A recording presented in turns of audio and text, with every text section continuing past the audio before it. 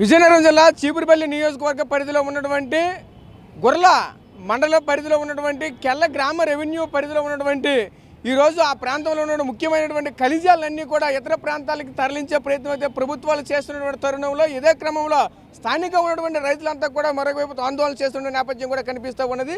ఇదే క్రమంలో మరోవైపు ఈరోజు కలెక్టరేట్ కూడా ముట్టడించిన నేపథ్యం కూడా కనిపిస్తుంది. అసలు ఏం జరుగుతుంది అంటే వాళ్ళ మాటలను అడిగి మరిన్ని వివరాలు తెలుసుకునే ప్రయత్నం చేద్దాం. చెప్పండి, ప్రధానంగా మీకు అక్కడ ఏం కావాలి, ప్రభుత్వం చేసినటువంటి ఒప్పందాలు ఏంటి, ఈరోజు ఆ ప్రభుత్వం తీసుకున్న నిర్ణయం వల్ల ఏ విధంగా నష్టం కలుగుతుంది ఏంటది? మీడియా మిత్రులందరికీ నమస్కారం. ఏదైతే విజయనగరం జిల్లా గుర్ల మండలం కెల్ల రెవెన్యూ సంబంధించి ఆ చుట్టుపక్కల ఉన్నటువంటి 5 పంచాయతీలు వల్లాపురం, దమ్మర్సింగి, మన్యుబురిపేట, బెల్లానపేట, ఎస్ఎస్ఆర్పేట 5 పంచాయతీలకు సంబంధించి ఏదైతే నేను వైజాగ్లో జరిగినటువంటి సమ్మిట్ ఉందో ఆ సమ్మిట్లో ఇక్కడ విజయనగరం జిల్లాలో మా ప్రాంతంలో 1250 ఎకరాలతో ఒక ప్రైవేట్ స్టీల్ ప్లాంటు మంజూరైందని, ఎంఓయు కూడా అయిపోయిందని ఈరోజు ఈనాడు పేపర్ ద్వారా మేము చూడడం జరిగింది. మేము చూసిన వెంటనే ఇప్పటి వరకు ఎటువంటి అక్కడ అధికారులు ఎంఆర్ఓలు కానీ ఆర్డీఓలు కానీ ఎటువంటి మీటింగులు కానీ ఏమీ కండక్ట్ చేయలేదు. హఠాత్తుగా పేపర్ చూసిన వెంటనే ఏదైతే 5 పంచాయతీకి సంబంధించి చిన్న రైతులు ఉన్నారో వాళ్ళందరూ కూడా హఠాత్తుగా భయభ్రాంతులకు గురయ్యి అసలు ఏటి ప్రాంతం ఇదంతా ఏటైపోతుంది, 4-5 తరాల నుంచి తాతలు ముత్తాతల నుంచి ఈ భూములే నమ్ముకున్నటువంటి చిన్న సన్నకారు రైతులమే ఇప్పుడు హఠాత్ పరిమాణంగా మాకేటి భయం అని వాళ్ళు రోడ్డు మీద రావడం జరిగింది.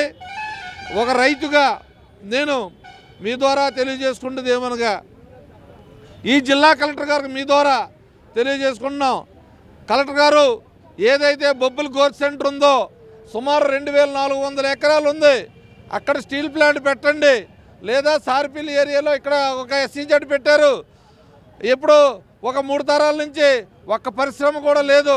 ఏదైతే ఆ రోజు యాజమాన్యాలు కేటాయించిన భూములు ఉన్నాయో వాళ్ళు పరిశ్రమలు పెట్టకుండా 3-4 చేతులు మారి వాళ్ళు డబ్బులు సంపాదించుకున్నారు తప్ప ఈ ప్రాంతంలో ఉన్న వెనుకబడినటువంటి విజయనగరం జిల్లాలో ఒక్క ఉద్యోగం కూడా మీరు ఇవ్వలేదు. ఈరోజు ఏదైతే వెనుకబడినటువంటి విజయనగరం జిల్లాలో ఏదైతే ఆ భద్రాద్రి రాముడుగా కొలిసినటువంటి రామతీర్థం ఆ రాముడు సాక్షిగా ఏదైతే ఈ దుమ్ము ధూళి పక్కనే బుద్ధుడు తాలూకా హిస్టారికల్ బుద్ధుడు కొండ ఉంది. ఈ అన్నటువంటి పురాతనమైనటువంటి ప్రకృతిని సర్వనాశనం చేయడానికి మీరు రాత్రి మీద పేపర్ ప్రకటనలు ఇచ్చి మీ ప్రాంతంలో అభివృద్ధి చేస్తున్నాం, స్టీల్ ప్లాంట్ తెస్తున్నాం, ఎంయూ అయిపోయిందని చెప్పుకుంటున్నారు. మాకు ఇలాంటి స్టీల్ ప్లాంట్ వద్దు. మా రైతుల తరఫున మేము రైతులందరం కూడా ముక్తకంఠంగా ఈ 1250 ఎకరాల భూములు తీసుకున్నట 750 ఉద్యోగాలు ఇస్తారట, 8570 కోట్లు పెట్టుబడట. ఇది ఫస్ట్ ఫేజు. సెకండ్ ఫేజ్కి మరొక 1500 తీసుకుంటారు, 2000 తీసుకుంటారు, ఎకరాలు తెలియవు. ఆ బెల్లానపేట ఊరు అనేది ఉండదట. ఏమనంటే మాకు తెలుసు మేము ఎలా తీసుకోవాలో, మేము భూములు కూడా ఆల్రెడీ తీసుకుంటాం, మేము కోట్లను డబ్బులు చేసి పరిశ్రమ మొదలు పెడతాం అంటున్నారు. మేమేం గాజులు వేసుకొని లేము. రైతుల తరఫున పోరాటాలు మాకు కొత్త కాదు. రైతులందరం సంఘటితంగా నిలబడి ఈ జిల్లా కలెక్టర్ గారు మీరు ఇమీడియట్గా ప్రభుత్వాన్ని తెలియజేయండి. రైతులు చాలా బాధపడుతున్నారు. సారవంతమైనటువంటి 2 పంటలు పండినటువంటి భూములు ఈరోజు వేలాది మేకలు, గొర్రెలు, ఆవులు, పశు సంపద కూడా నాశనం అవుతుంది. చుట్టుపక్కల ఇప్పుడైతే ప్రశాంతంగా మాకు ఏవైనా పండుగలు అయితే ఈ టౌన్లో వచ్చిన పెద్ద నాయకులందరూ కూడా సేద తీరడానికి ఆ చల్లగాలికి మా ప్రాంతంకి వస్తున్నారు. అలాంటిది ఇక్కడ ఒక నిప్పు కొలిమి అగ్ని తెచ్చి ఆ పొల్యూషన్ తెచ్చి మా మీద జల్లుతామంటే ఊరుకునే పరిస్థితి లేదు. పక్కనున్నటువంటి గరువుడి ఫ్యాక్టరీనే మీరు లేఅవుట్లు వేసుకొని మూసేసి ఈరోజు కేజీల్లో కమ్ముకుంటున్నారు. అక్కడ అభివృద్ధి చేసుకోండి. వైజాగ్ స్టీల్ ప్లాంట్ ప్రైవేట్ వాళ్ళకి ఇచ్చేస్తున్నారు. 25,000 ఎకరాలు ఉంది, అక్కడ మరొక స్టీల్ ప్లాంట్ కట్టండి. అంతే తప్ప మీకు మంచి ఐటీ కంపెనీలు అన్నీ అక్కడ పెట్టి ఈ పొల్యూషన్ ఉన్నటువంటి ఈ పేద ఈ నిరక్షరాస్యత ఉన్న రైతులకి, చదువులేని రైతులు వీళ్ళైతే ఏం చేసినా మాకు నమ్ముతారని మీరు ఇలాంటి పరిశ్రమలు దుమ్ము ధూళిని ప్రైవేట్ పరిశ్రమ పెడితే ఊరుకునే పరిస్థితి లేదు. ఈ జిల్లా కలెక్టర్ గారు మీరు ఇమీడియట్గా ప్రభుత్వానికి నివేదిక పంపించి తక్షణమే స్టీల్ ప్లాంట్ ఆపకపోతే మేము ఫర్దర్గా మళ్ళీ 5 గ్రామాల నుంచి ఒక భారీ బహిరంగ సభ ఏర్పాటు చేసుకొని తక్షణంగా మళ్ళీ కార్యాచరణ ప్రకటించి రైలు రోకో చేస్తాం, ట్రైన్లు ఆపుతాం, బస్సులు ఆపుతాం. ఈ యొక్క పెయిన్ నరేంద్ర మోడీ గారి దృష్టి వరకు వెళ్ళే వరకు ఈ యొక్క పోరాటాన్ని మేము చేస్తామని మీ ద్వారా తెలియజేస్తూ స్టీల్ ప్లాంట్ తక్షణంగా మేము ఆపుతామని మీ ద్వారా మరొకసారి తెలియజేసుకుంటున్నాం. జై హింద్, జై. మీరు చెప్పండి, ప్రధానంగా మీ గ్రామంలో ఎటువంటి ఇబ్బందులు ఎదుర్కొంటారు? ఈరోజు ఎవరైనా సరే అధికారులు వచ్చి ఏమైనా అధికారికంగా ప్రకటించారు, అసలు ఏం జరుగుతుంది అక్కడ? మా 4 గ్రామాల్లో సుమారు 5,000 కుటుంబాలు ఉన్నాయి. ఈ 5,000 కుటుంబాలు కూడా నిత్యం వ్యవసాయంతో ఉపాధి లబ్ధి పొందుతూ ఉన్నారు. అయితే ఇక్కడ ఇటీవల మేము అక్కడ 4 గ్రామాల్లో దమర్సింగ్ గ్రామానికి సర్పంచ్ ప్రజాప్రతినిధిని. అయితే ఇక్కడ ఈ పేపర్లో ఈ వార్త వచ్చిన వెంటనే గ్రామంలో ఉన్న రైతులందరూ కూడా మా వద్దకు వచ్చి మన భూములు పోతున్నాయట, మనకి ఇక్కడ పరిశ్రమలు వస్తున్నాయట, మన కలుషితం మన గ్రామం అంతా కూడా కలుషితం అయిపోతుందని మమ్మల్ని అడగడం జరుగుతుంది. అయితే ఇక్కడ మండల స్థాయి అధికారులు కానీ, జిల్లా స్థాయి అధికారులు కానీ, అధికార పార్టీ నాయకులు కానీ మాకు ఎవరు కూడా మా ప్రజాప్రతినిధుల అభిప్రాయాన్ని కానీ, ఇటు ప్రజల అభిప్రాయాన్ని కానీ తీసుకోకుండానే వాళ్ళు చాటుమాటుగా ఈ యొక్క వాళ్ళ దగ్గర ఉన్న డేటా సిస్టంతో కలిపి మీకు పలానా రైతుకి ఎకరా పోయింది, 2 ఎకరాలు పోయింది, 3 ఎకరాలు పోయింది, ఎకరాకి 20,000 ఇస్తాం, 5,000 ఇస్తాం, 3,000 ఇస్తాం అంటూ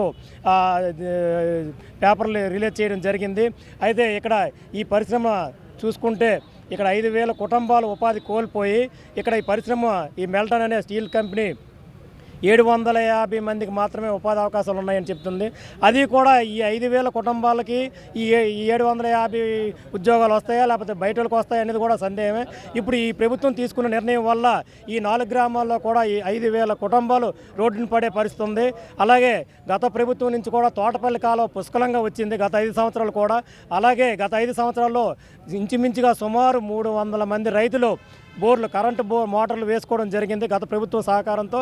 ఇప్పుడిప్పుడే ఈ 2-3-4 సంవత్సరాలు పెట్టి 5 సంవత్సరాలు పెట్టి కూడా సుమారు సంవత్సరానికి 3 పంటలు మొక్కజొన్న, వరి, అలాగే వేరుశెనగ ప్రధాన పంటలుగా ఉన్నాయి.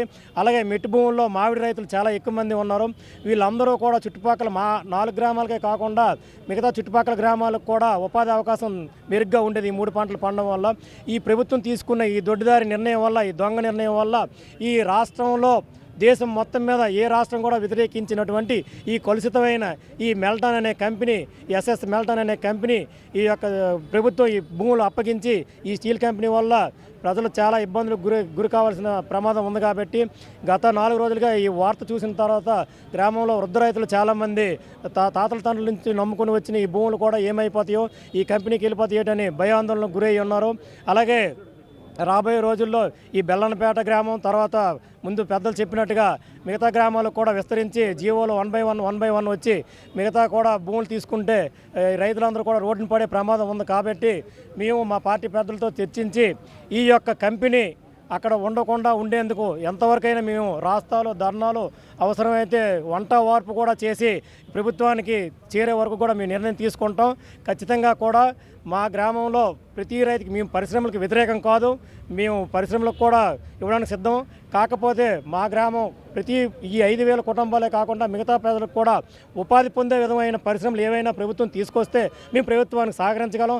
అంతేగాని భారతదేశం మొత్తం మీద రిజెక్ట్ చేసి బ్యాడ్ మార్కున్న కంపెనీలు తీసుకొచ్చి మా సస్యశ్యామలమైన గ్రామాలని, పాడి పంటలుగా గుర్తున్న గ్రామాలని, అలాగే చరిత్ర కలిగినటువంటి రామతీర్థానికి ఆపోజిషన్లో ఉన్న దేవాదాయ ధర్మశాఖ, పురావస్తు శాఖ ఆధీనంలో ఉన్నటువంటి గ్రామాల్ని, ఇటువంటి ప్రశాంతమైన వాతావరణం కలిగి ఉన్న గ్రామాల్ని కాలుష్యపరంగా కలుషితం చేస్తామంటే మేము ఒప్పుకునే ప్రసక్తే లేదు.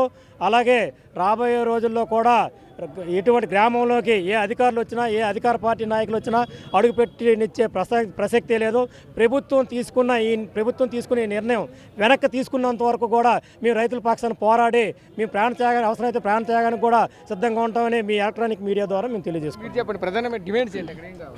ప్రధాన డిమాండ్ మాకు స్టీల్ ప్లాంట్ అనేది వద్దు, వ్యవసాయం వద్దు.